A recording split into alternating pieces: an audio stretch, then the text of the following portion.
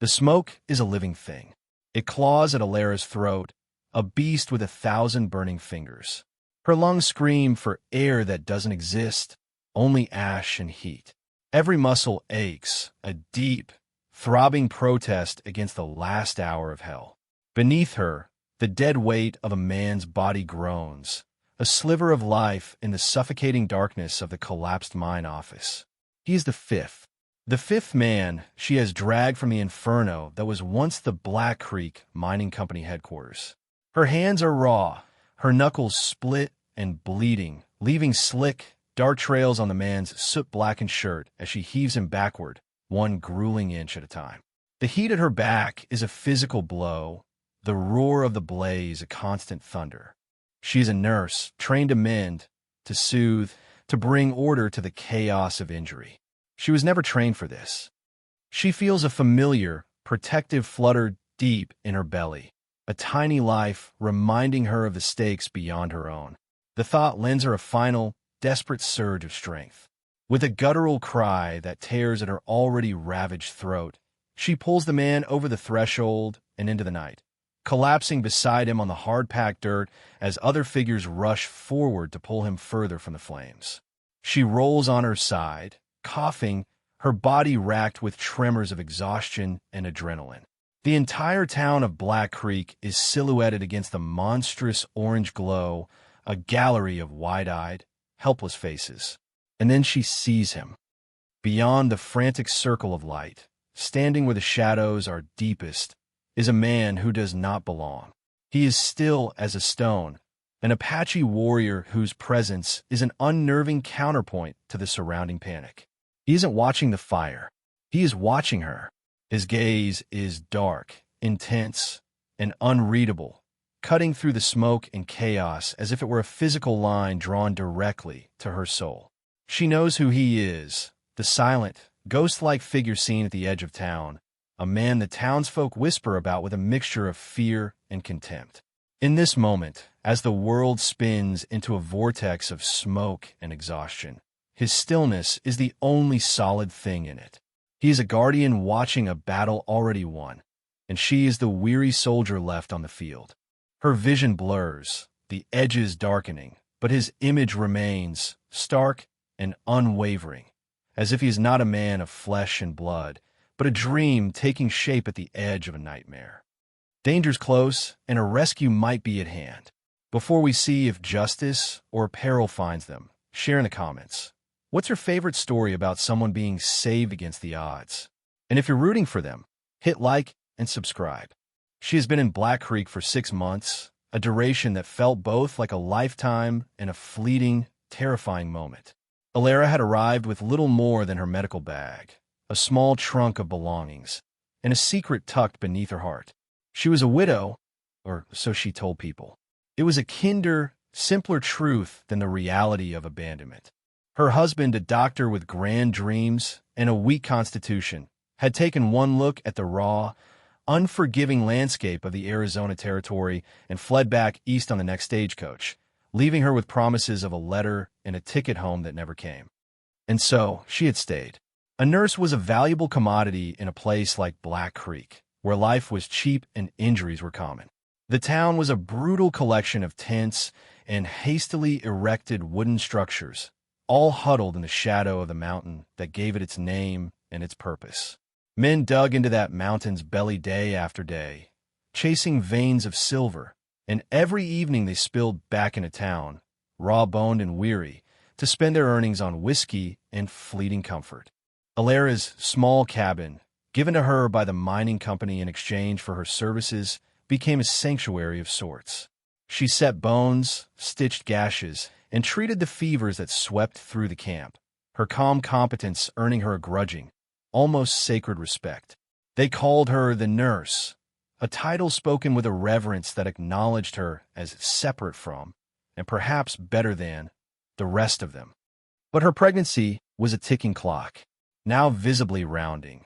She was the subject of sympathetic whispers and pitying glances. They presumed her husband had died in a prospecting accident or fallen to sickness, a common enough story. They saw a brave woman facing the frontier alone, and for that, they gave her space. But Alara knew their pity was a fragile shield. A lone woman with a child was a burden, a complication in a world that had no room for them. The fire had changed everything. It had started in the assay office, a stray spark from a lantern, the official report would say. But Alara, tending to a feverish child nearby, had heard the raised voices first. The furious shouts of Silas Croft, the mine foreman, and a disgruntled smithy he'd fired that morning. She'd paid it little mind until the smell of smoke, sharp and acrid, had sent a jolt of alarm through her. By the time she'd reached the scene, the front of the long, wooden building that housed the company offices was already wreathed in flame. Panic had seized the onlookers, a paralysis of fear. But Alara had seen the silhouettes of men trapped inside, their faces pressed to the grimy windows of the main office. Something inside her had broken then. The careful composure, the quiet resilience. It was replaced by a fierce, primal instinct. She was a nurse. These were her patients. Without a thought for her own safety, or for the child she carried, she had grabbed a discarded axe, shattered a window away from the main blaze, and climbed inside. The next hour was a blur of smoke, terror, and a strength she didn't know she possessed. She had guided 2 men, choking and disoriented, to the window, before finding 3 more who had passed out from the smoke. One by one, she had dragged them, her slight frame straining, her mind a blank slate of pure, unadulterated will. Now, in the aftermath, her body was finally presenting the bill for her heroism. She lay on the cot in her own cabin, the door closed against the lingering stench of smoke and the murmurs of the town. A wave of gratitude had washed over her at first. The families of the men she'd saved had brought food, blankets, and tearful thanks. But as the hours bled into a day, a different sentiment began to curdle the air. Suspicion. Silas Croft, a man whose face was a permanent mask of sour pragmatism, had come by. His own hands were bandaged, minor burns from a failed, late attempt at a rescue of his own. "A brave thing you did, nurse," he'd said, his eyes cold and assessing. They flickered to her swollen abdomen. "A foolish thing, too. You have more than yourself to think about." His concern was a thin veneer over something else, something calculating. He was one of the men she'd pulled from that office. He owed her his life, and he seemed to hate her for it. His gaze kept drifting towards the window, towards the silent Apache who had not moved from his vigil at the edge of her property. "You do well to tell your friend to move on. His kind makes people nervous." Alara hadn't answered. She didn't have the strength. The Apache warrior, Cale, she'd heard someone call him once, was not her friend. She didn't know him, but his presence, which should have been frightening, felt like a shield. The town saw a savage, a threat lurking in the trees. Alara saw the only person who had watched the fire with an air of profound understanding, as if he knew its nature, its hunger. That night, the nightmares began. It wasn't just sleep, it was a drowning. She was back in the fire, the smoke filling her mouth, thick and oily. The screams of the men were muffled, distorted. The heat melted her skin. She would wake with a silent scream, her body drenched in sweat, her heart hammering against her ribs like a trapped bird. She would reach for her stomach, a desperate, animal need to confirm the life within her was still safe. The terror was so profound, so absolute, that she began to fear sleep itself. She would sit in her rocking chair, a blanket wrapped around her shoulders, and watch the shadows dance on the walls until dawn, her body aching with a weariness that went bone deep. On the 3rd night, when she felt her sanity fraying to a single, thin thread, she heard it. A sound from outside her door. Not a knock, but a soft, rhythmic scraping. Her first thought was of a threat, of Croft or some other townsman coming to harass her or the warrior. She clutched the heavy iron poker from her fireplace, her knuckles white, and crept towards the door. She peered through a crack in the wooden shutter. Cale was there. He was sitting on his heels, his back to her door, facing out into the darkness of the whispering pines. He had a small stick in his hand and was drawing slow, deliberate patterns in the dirt. As she watched, he began to hum. It wasn't a song, not a melody she could follow. It was a low, guttural vibration that seemed to come from the center of the earth. It was a sound that spoke of mountains and wind and the patient turning of stars. It was the sound of stillness. She stood there for a long time, the poker forgotten in her hand, and listened. The hammering in her chest slowed. The knot of fear in her gut began to loosen. She felt the crushing weight of exhaustion not as a terror, but as a simple, physical need. Slowly, carefully, she backed away from the door and returned to her cot. She lay down, pulling the quilt up to her chin, and listened to the low, steady hum that vibrated through the very walls of her cabin. For the first time in 3 days, Alara slept, and she did not dream of fire. The next morning, she awoke to a world washed in the clean, pale light of dawn. The air in the cabin felt lighter, breathable. The terror of the previous nights was a distant echo, a bad memory rather than a present threat.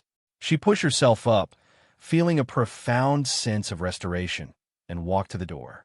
When she opened it, he was gone. But on her stoop, laid neatly on a broad green leaf, were 3 small, pearl-white roots, cleaned of all dirt. Ginseng, a root she knew was prized for restoring strength and calming the spirit. A tremor went through her, not of fear, but of something else. Awe. He had known. He had somehow understood the nature of her torment and had offered a remedy, not with words or intrusive questions, but with a quiet, unobtrusive act of guardianship. Later that day, Billy, the youngest of the miners she'd saved, a boy of no more than 17 with earnest blue eyes, came by with a bucket of fresh water from the creek. "Morning, nurse," he said, his face still shining with a hero worship that made her uncomfortable. He glanced nervously over his shoulder. "That Apache, he's still out there, in the trees. Mr. Croft says he's bad news." Mr. Croft was safe in his office while this town nearly lost 5 men. "Billy," Alara said, her voice quiet but firm. It was the first time she had spoken against the foreman, and the words felt strange and powerful in her mouth. Billy looked down, shuffling his feet. "I know. We all know what you did. What you risked." He looked up, his eyes meeting hers. "If you need anything at all, you just let me know. Some of us haven't forgotten." The boy's loyalty was a small comfort against the growing unease from the rest of the town. She could feel their eyes on her cabin, on the woods that bordered her property. They were no longer just watching her. They were watching him, and in their minds, the two had become inextricably linked. That afternoon, as she brewed a tea from the ginseng roots, the sheriff paid her a visit. Sheriff Brody was a man worn down by the thankless task of keeping a lid on a pot of simmering violence. He was tired, and he didn't like complications. "Alara," he began, removing his dusty hat and running a hand through his thinning hair. "I'm not going to beat around the bush. You got to get him to leave."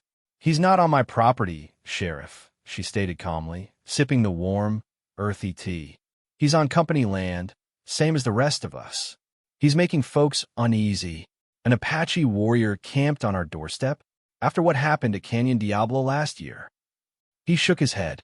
"It's a spark waiting for a powder keg. Silas Croft is talking about running him off himself." "Is that a threat?" Alara's eyes hardened. "It's a fact," Brody sighed. "I can't protect him if the whole town turns on him. And I can't protect you if you're standing next to him when it happens." He looked at her, his expression softening with a genuine, weary concern. "You're the town hero, nurse. Don't tarnish that by taking up with him." The implication was ugly and clear.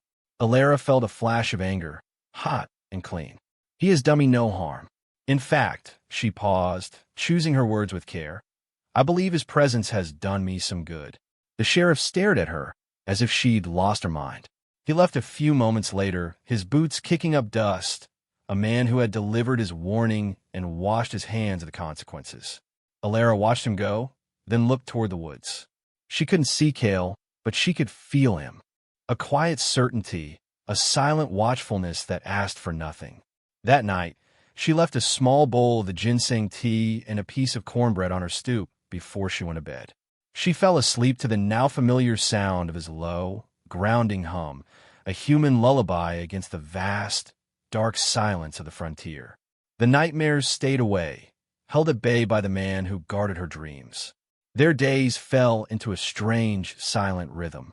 In the morning, the food she left on the stoop would be gone. In its place, she would find something else. A brace of rabbits, skinned and cleaned. A handful of wild berries she hadn't known grew in the region. A bundle of fragrant herbs that, when steeped in hot water, eased the ache in her back. He was providing for her, tending to her needs with a profound, practical knowledge of the land. He never showed himself, not directly. He remained a figure at the edge of the woods, a part of the landscape. In return, she began to tend to him. One afternoon, she saw a flash of movement and a glint of sun on something that wasn't rock or leaf. She walked cautiously to the edge of the woods, her heart beating a little faster. He was there, 20 yards in, stitching a tear in his leather leggings with an awl and sinew. She noticed a long, dark gash on his forearm, festering and inflamed. An injury from a hunt, perhaps, or a fall. She didn't call out. She simply went back to her cabin, prepared a poultice of yarrow and calendula, and placed it in a small clay pot on a stump that marked the boundary between her cleared land and the forest.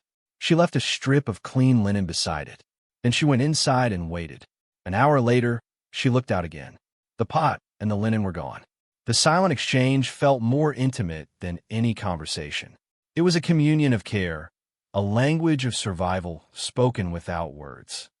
The town, however, spoke in nothing but words. Vicious, fearful words. The story of their silent arrangement spread, twisted by rumor and prejudice. Silas Croft was the most vocal. In the saloon, his voice carried, thick with whiskey and resentment. "She's bewitched," he declared to any who would listen. "That savage has her under some kind of spell. Why else would a good, Christian woman consort with his kind? He's the one who started the fire, I'd wager. A distraction. Now he's got her out there alone. Who knows what he's doing to her?" The poison seeped into the town's consciousness. The grateful glances she'd received turned to suspicious glares. Women who had brought her pies now crossed the street to avoid her. They saw her growing belly and looked toward the woods, and in their small, frightened minds, they drew a damning conclusion. The hero nurse had become a pariah, her cabin an island in a sea of hostility. Only Billy remained steadfast. He still brought her water, his young face set in a look of defiant loyalty. "Don't listen to him, nurse," he'd mutter, refusing to meet her eyes. "They're just scared. Croft's been telling everyone the Apache will bring down a war party on us." One evening, the nightmares returned. Kill had not been at his post for a full day and night. Alara had felt his absence like a physical chill. The dread had crept back in, a cold fog in her mind. That night, the fire raged behind her eyes again, but this time it was worse. In the dream, she couldn't save the men. She heard them burning. She woke up gasping, her own scream lodged in her throat. She stumbled from her bed, her body trembling, and threw open the door, desperate for the sight of him. The moon was high and bright, casting the clearing in stark silver and shadow. And then she saw him, emerging from the woods. He was limping, favoring his left leg, and his face was grim. He came to a stop at the edge of the clearing, and finally, for the first time, he spoke to her. His voice was low and rough, like stones grinding together. "There are men," he said, the English words carefully formed. "Two of them. They follow my tracks. They carry repeating rifles." Alara's blood ran cold. It wasn't a war party. It was a posse. Croft's men. "What do they want?" she whispered, her voice shaking. "They want him gone. Or dead." He looked at her, and in the moonlight, she saw the profound exhaustion in his eyes. It mirrored her own. He was not an invincible spirit of the forest. He was a man, hunted and weary. "They will come here. To you." "What?" The word was a breath of disbelief. "Why are you telling me this? You should run." A long silence stretched between them. The night creatures of the forest seemed to hold their breath. "My people have a belief," he said, his gaze steady and unwavering. "When a soul is in turmoil, it is a beacon to unseen things. It calls out, a spirit that saves others, but cannot save itself from the memory, is a powerful call." He gestured slightly toward her cabin. "I did not find you by chance. I was drawn here, to stand guard." He was protecting her spirit, so that she could protect the new life she carried. It was an act of honor so profound, so selfless, that it shamed the petty fears of Black Creek. "They will not harm you," she said, and the strength in her own voice surprised her. It was the voice of the nurse in the fire, the woman who did not break. "You are under my protection." A flicker of something, surprise, perhaps respect, moved in his dark eyes. He gave a slow, almost imperceptible nod. He then retreated to his post at the edge of the trees, taking up his vigil, his limp a stark reminder of the closing threat. Alara went back inside, but not to her bed. She stoked the fire, put on a pot of coffee, and sat in her rocking chair, the iron poker resting by her side. She was no longer afraid of the night. She was waiting for the dawn and for the men who would come with it. The morning arrived with a thin, gray light that promised a cold day. Alara was on her porch, wrapped in a thick wool shawl, when she saw them. 3 riders, not 2. Silas Croft was in the lead, his face set like granite. With him were 2 of his most loyal cronies, burly miners with mean eyes and rifles held casually across their saddles. "We've come for the savage. We mean you no harm. Just stand aside." Alara stood up slowly, her hand resting on her swollen belly. She let her eyes travel over the 3 of them, her gaze as cool and steady as a physician's. "His name is Cale," she said, her voice carrying clearly in the crisp air. "And he is my guest. You are not welcome here, Silas." One of the miners snorted. "Guest? An Apache murderer? He'll kill you in your sleep, woman. We're here to save you from him." "Save me?" A small, humorless smile touched Alara's lips. "That's a word you men seem to like using. But you weren't so concerned with saving anyone when the assay office was burning down around your ears, were you, Silas?" Croft's face darkened. "That's enough. We're not leaving without him. We'll burn him out if we have to." The threat hung in the air, ugly and real. This was how it happened. Fear curdling into hate, hate demanding a sacrifice. She thought of the nightmares, of the suffocating smoke and the terror. She thought of Cale's low, steady hum in the darkness, the only thing that had chased the demons away. He had guarded her spirit. Now, she would guard his life. "You won't be burning anything," she said, "because if you lay one hand on him, I will walk into Sheriff Brody's office and I will tell him everything I know about that fire." The silence that followed was absolute. Croft's smirk faltered. "What are you talking about? It was an accident." "Was it?" Alara took a step forward, her eyes locked on his. "I was outside that office before the fire truly took hold. I heard you, Silas. I heard you arguing with Jed, the smithy. He was threatening to tell the territorial inspector about the black powder you've been storing improperly right next to the assay furnace. About all the safety corners you cut to save a few dollars." She let the words sink in. "I heard him yell, 'It'll go up like a torch one day.' And I heard you tell him you'd see him dead before he ruined you." The color drained from Croft's face. The 2 men with him shifted uneasily in their saddles, looking from Alara to their boss. "You're lying," Croft hissed, but his voice lacked conviction. "Am I?" Alara's voice was relentless. "I pulled 5 men from that office, Silas. 5. You were one of them. Do you know what the last thing I remember hearing from inside that smoke-filled room was? Not Jed's voice. He was already dead, wasn't he? Trapped in the back. No, the last thing I heard was the sound of you barring the door to the storage room where he was. You didn't try to save him. You sealed his tomb."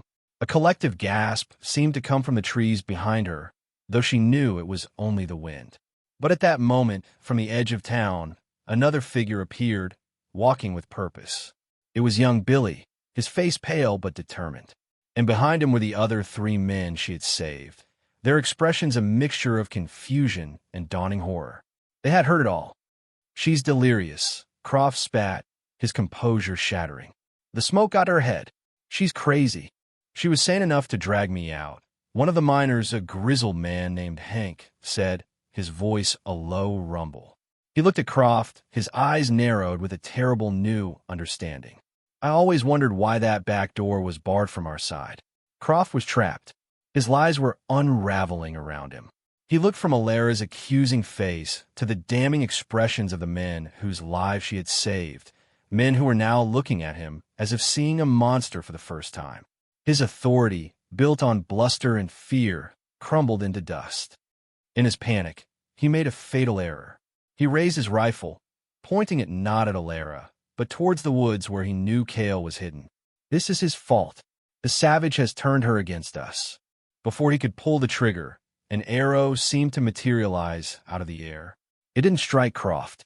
It struck the stock of his rifle with such force that it shattered the wood and sent the weapon flying from his hands. It was a shot of impossible skill, a warning of deadly intent. At the same time, Alara moved. With a cry of pure, righteous fury, she grabbed the heavy iron poker she'd left by the door and swung it with all her might against the leg of Croft's horse. The animal screamed in pain and surprise, rearing violently. Croft, caught off balance, was thrown from the saddle, landing in a heap in the dirt. The other two men froze, their rifles half raised, their eyes wide with shock. They looked at the arrow quivering in the shattered rifle stock. They looked at the town's hero nurse, standing over their boss with a fireplace poker, her eyes blazing with a fire far more terrifying than the one that had consumed the mine office. They looked at the men she had saved, who were now walking forward, their faces hard as stone, and they made a decision. Slowly, deliberately, they lowered their rifles. The fight was over. Kale emerged from the woods, a bow in his hand, his face a mask of lethal calm. He did not look at Croft, who was groaning on the ground, clutching his arm. He looked only at Alara. He walked to her side, standing so close their shoulders almost touched. They stood together, a silent, unshakable unit, facing the wreckage of the confrontation. Billy and the other miners surrounded Croft, their expressions grim. "Sheriff needs to hear about this," Hank said, his voice leaving no room for argument. They hauled the foreman to his feet, a disgraced and broken man, and began the long walk back to town, leaving his horse behind. The clearing fell silent. The morning sun had finally broken through the gray clouds, bathing the scene in a clean, warm light. The air no longer felt threatening. It felt peaceful. Alara's arm ached, and the adrenaline began to recede, leaving a deep, bone-weary exhaustion in its place. She let the poker fall to the ground with a soft thud. She turned to Kale, her protector, her guardian. His eyes searched her face, checking for any sign of injury, his usual stoicism softened by a visible concern. "It is done," he said softly. "Yes," she breathed, a wave of relief so profound it almost buckled her knees. She put a hand on her belly, feeling the steady, reassuring presence of the life within. This child would be born into a world of hardship. Yes, but it would also be born into a world where courage mattered, where honor was not just a word but an action. Kale's gaze followed her hand, and a new understanding passed between them. It was a look that acknowledged everything. The fire, the nightmares, the fear, the stand they had just made together. It was a look that promised a future, not of ease, but of mutual guardianship. He had guarded her dreams, and she, in turn, had guarded his life. They were bound now, not by rumor or necessity, but by a shared act of righteous defiance. He reached out, not to touch her, but to gently pick up a pine needle that had fallen into her hair. His fingers brushed her temple for a fleeting second, a touch as light as a moth's wing, yet it sent a current of warmth through her entire being. He held the pine needle up between them for a moment, a small, perfect thing from the forest that was his home, before letting it fall to the earth. He didn't need to say anything else. She didn't need to either. She gave him a small, weary smile, and he responded with the slightest upturn of his own lips. They stood there on the edge of the wilderness, the disgraced foreman's horse grazing peacefully nearby, the town a distant murmur. He turned his gaze to the horizon, a silent watchman resuming his post, and she watched him, her heart full of a quiet, powerful certainty. Here, in this wild, unforgiving place, she had not found a simple refuge. She had found a warrior who guarded her dreams, and in doing so, had helped her find the strength to guard her own future. This story showed love and heroism where least expected. What was your favorite moment of connection between them? Tell us in the comments. Thanks for watching. If you believe in compassion, overcoming prejudice, and finding love in unexpected places, give this story a like and subscribe for more.